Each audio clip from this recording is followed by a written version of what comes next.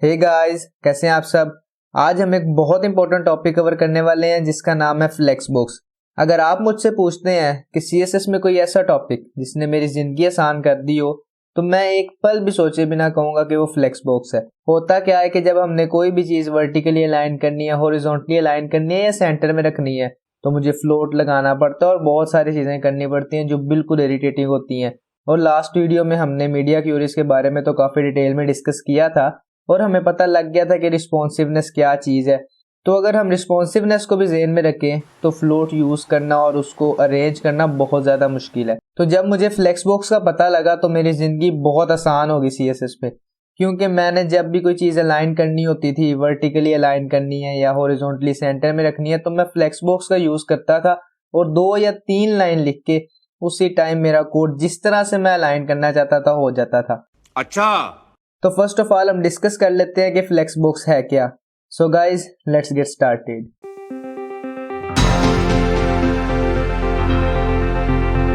तो ये हमारे पास एक फ्लेक्सबॉक्स की पिक्चर है, ये वाली। तो अब हम ऐसा मान लेते हैं कि ये जो ब्लू, डार्क ब्लू में लिखा हुआ है या ये जो ग्रे सा शेड है, ये हमारे पास पेरेंट है। मैं इसको यहाँ पे पी लिख देता हूँ, ये वाली चीज है। और जो अंदर FLEX फ्लेक्स लिखा हुआ है, ये इसके चाइल्ड आइटम्स है। पेरेंट और चाइल्ड आइटम्स के बारे में तो हम काफी टाइम पहले बात कर ही चुके हैं। तो फ्लेक्स बॉक्स में हमारे पास कुछ ऐसी प्रॉपर्टीज होती हैं जो हम पेरेंट पे लगाते हैं और वो सारे चाइल्ड्स में इंप्लीमेंट होती है। यानी मैंने एक पेरेंट पे सिर्फ प्रॉपर्टी लगाई तो वो सारे चाइल्ड्स में इंप्लीमेंट होगी। इसी तरह चाइल्ड्स की कुछ अपनी प्रॉपर्टीज भी होती हैं। आज हम सिर्फ पेरेंट की प्रॉपर्टीज देखेंगे, फिर नेक्स्ट आने वाली वीडियो में हम चाइल्ड की प्रॉपर्टीज को भी डिस्कस करेंगे। तो अभी इस फिगर को डिस्कस कर लेते हैं कि ये चीज क्या है। ये बड़ी अच्छी बात कही आप। ये मेरे पास मेन एक्सिस है। ये जो लिखा हुआ है एक्स एक्सिस में मेरे पास मेन एक्सिस होती है और ये क्रॉस एक्सिस है वाई एक्सिस में। तो मेन एक्सिस जो भी होगी हमारे पास, वो हमारे पास एक्स एक्सिस में अलाइन होगी। अगर मैं ऐसा करूं कि इसकी डायरेक्शन को चेंज कर दूं तो क्या होगा, जो मेरी ये मेन एक्सिस है वो मेरे पास क्रॉस एक्सिस में चली जाएगी, यानी वाई एक्सिस में चली जाएगी, और मेरी क्रॉस एक्सिस मेन एक्सिस में आ जाएगी। यानी ये दोनों आपस में स्वैप हो जाएंगी, मेन क्रॉस हो जाएगी और क्रॉस मेन बन जाएगी। तो थ्योरी में इतना ज्यादा टाइम हम जाया नहीं करते, अपने कोड की तरफ चलते हैं। बाय द वे, मुझे भी कोई ऐसा थ्योरी पसंद नहीं है, बस इतना हमारे लिए समझ लेना बहुत जरूरी था, इसलिए हमने ये समझ लिया।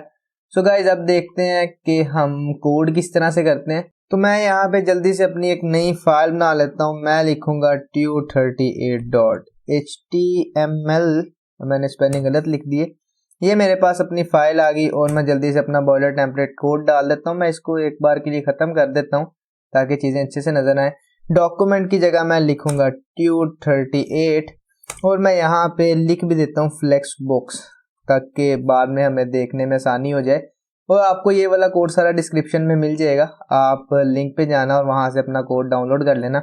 मैं ऐसा करता हूँ कि यहाँ पे एक सबसे पहले तो नैव बनाऊंगा।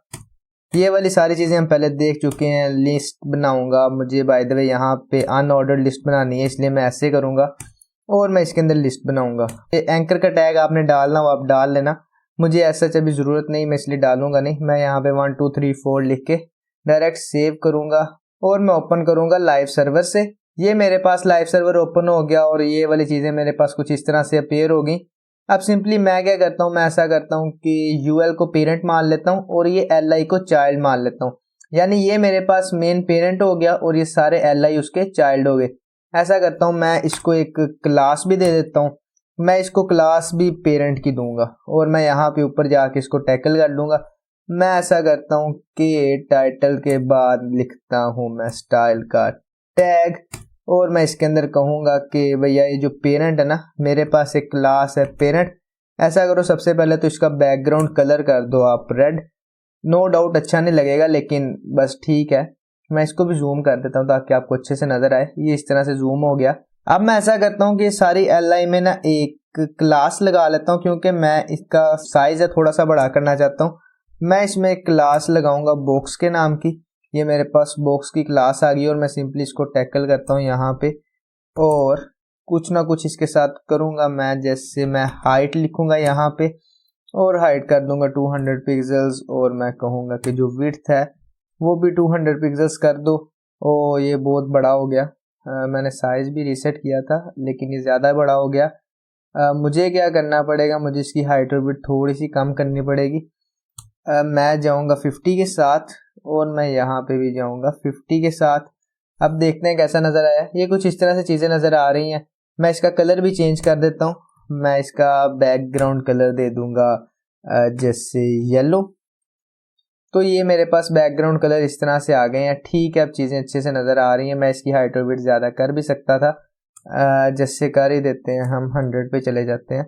अब ये मेरे पास चीज़ें अच्छी नज़र आ रही हैं।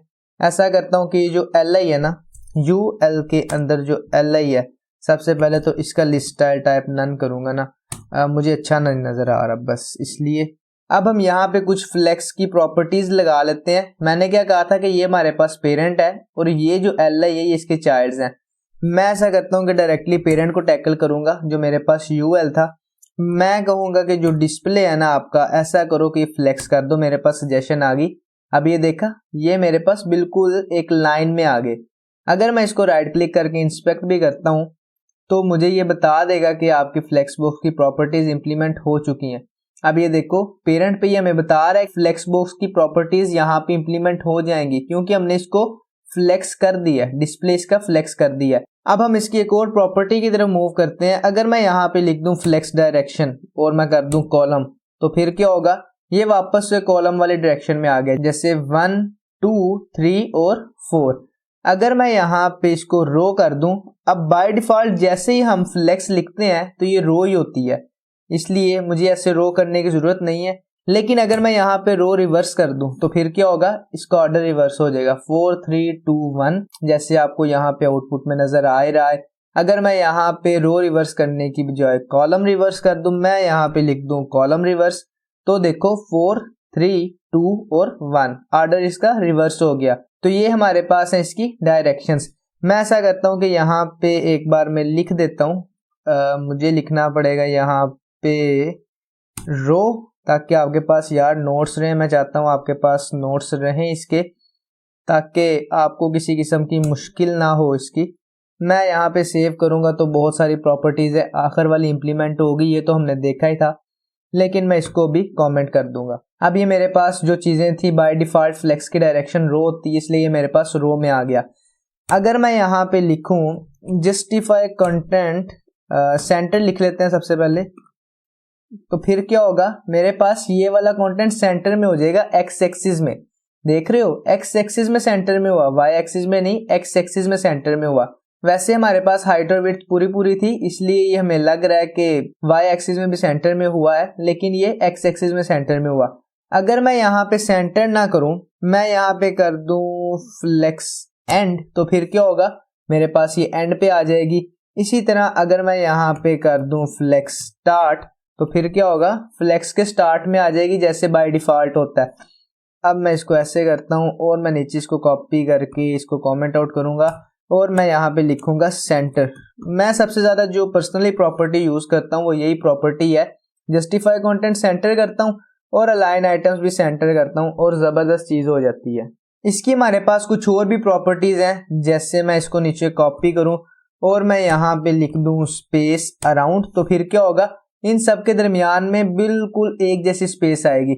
लेकिन हम कहते हैं कि बराबर स्पेस ना ले, ऐसा करो कि दरमियान वाली स्पेसिस बस मेंटेन करो।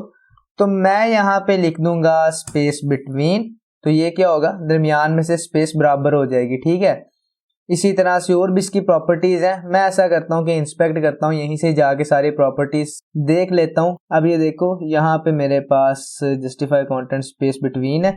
मैं इसको खत्म करूंगा तो मेरे पास ये सारे आ गए, सेंटर है, एंड है, फ्लेक्स स्टार्ट, इनहेरिट है, इनिशियल है, लेफ्ट है, नॉर्मल है, स्पेस अराउंड है, स्पेस बिटवीन है, स्पेस इवनली है।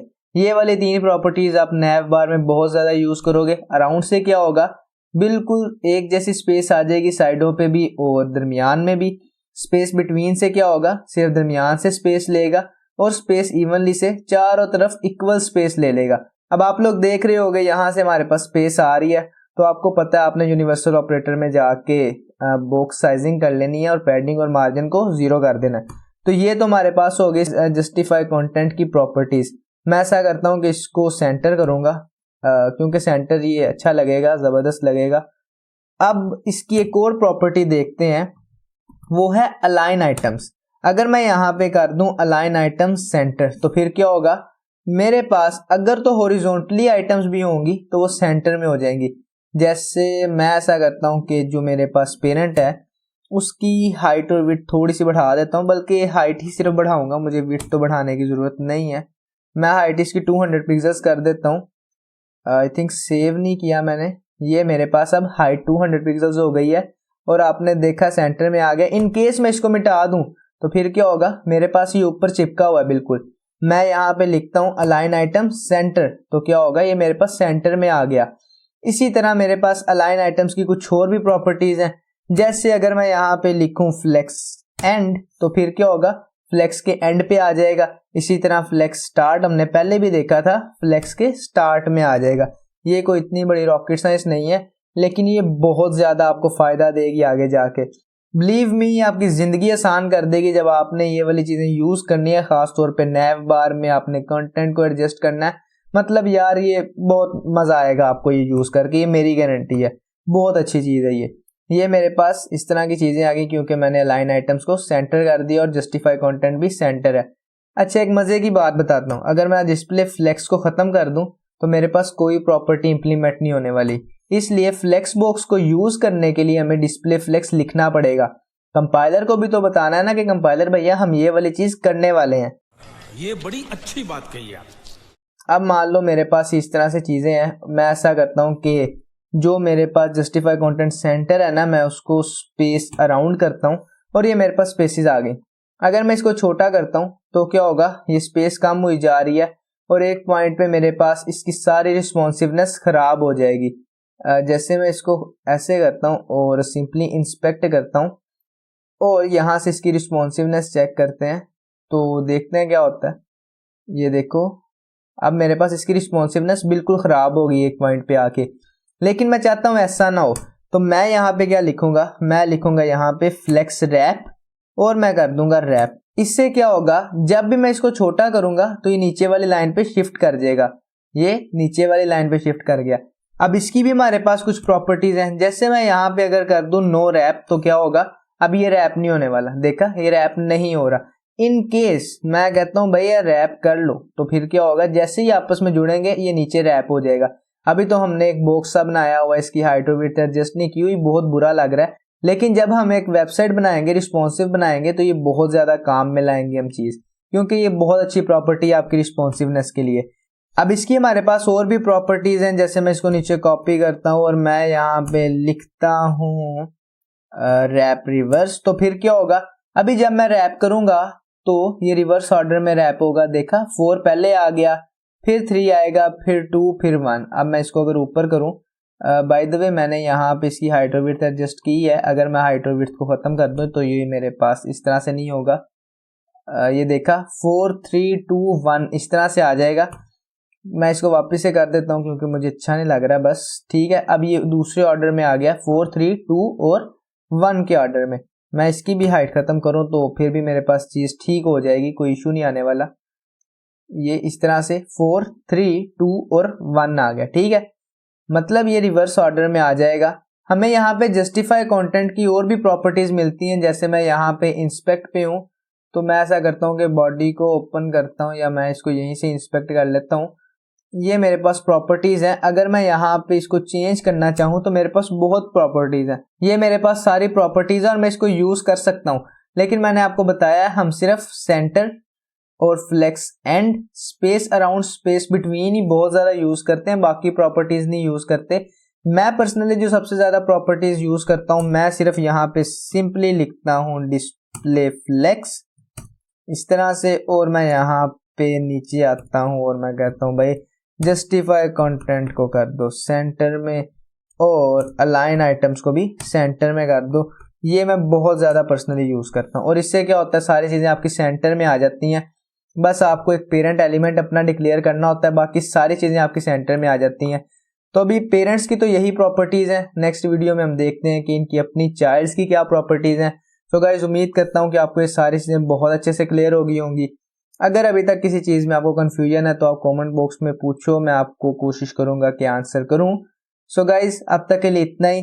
और गाइज अगर आप लोगों ने अभी तक इस प्लेलिस्ट को एक्सेस नहीं किया तो यार इसको एक्सेस कर लेना, यहाँ से बूटमार्क भी कर लेना और यहाँ से शेयर भी कर देना। So thanks for watching guys, we will meet next time.